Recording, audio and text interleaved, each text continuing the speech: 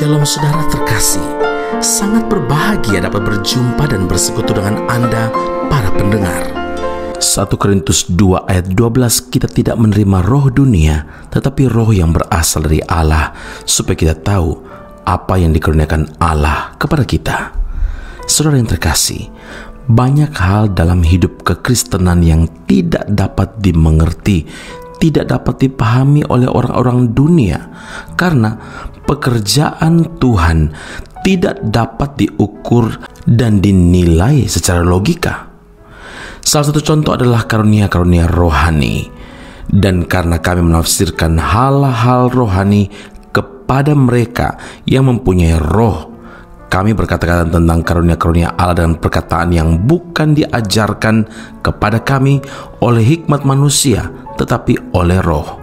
Tetapi manusia duniawi tidak menerima apa yang berasal dari roh Allah, karena hal itu baginya adalah suatu kebodohan, dan ia tidak dapat memahaminya, sebab hal itu hanya dapat dinilai secara rohani. 1 Korintus 2 ayat 13 dan 14. Saudara, bagi kita yang telah menerima karunia-karunia Roh Kudus dari Tuhan, kita telah menerima perlengkapan pribadi yang tidak dapat dijelaskan secara akal manusia, tapi peristiwa yang jelas mendatangkan perubahan hidup.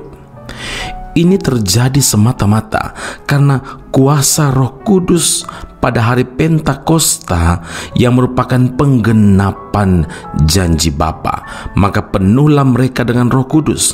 Lalu mereka mulai berkata-kata dalam bahasa-bahasa lain seperti yang diberikan oleh Roh itu kepada mereka untuk mengatakannya. Kisah Para Rasul 2 ayat 4. Saudara Petrus yang sebelumnya pernah menyangkal Kristus sebanyak 3 kali, setelah mengalami jamahan Roh Kudus, hidupnya berubah saudara. Dia tidak takut-takut lagi, tapi berani menyatakan kebenaran yang di hadapan ribuan orang dan bersaksi tentang Kristus yang telah bangkit itu. Saudara, peristiwa di ruang atas di Yerusalem benar-benar telah membawa perubahan besar dalam diri pengikut Kristus. Mereka mengalir dalam arus sungai Roh Tuhan yang penuh kuasa dari tempat yang maha tinggi. Sampai detik hari ini, Roh Kudus masih dicurahkan dan tidak pernah tertutup aliran kuasanya bagi setiap orang percaya yang sudah mengalami kelahiran baru. Kekuatan Roh Kudus inilah yang sanggup mengubahkan dan menguatkan hidup orang percaya. 1 Yohanes 4 ayat 4, sebab roh yang ada di dalam kamu lebih besar daripada roh yang ada di dalam dunia. Amin. Mari kita berdoa.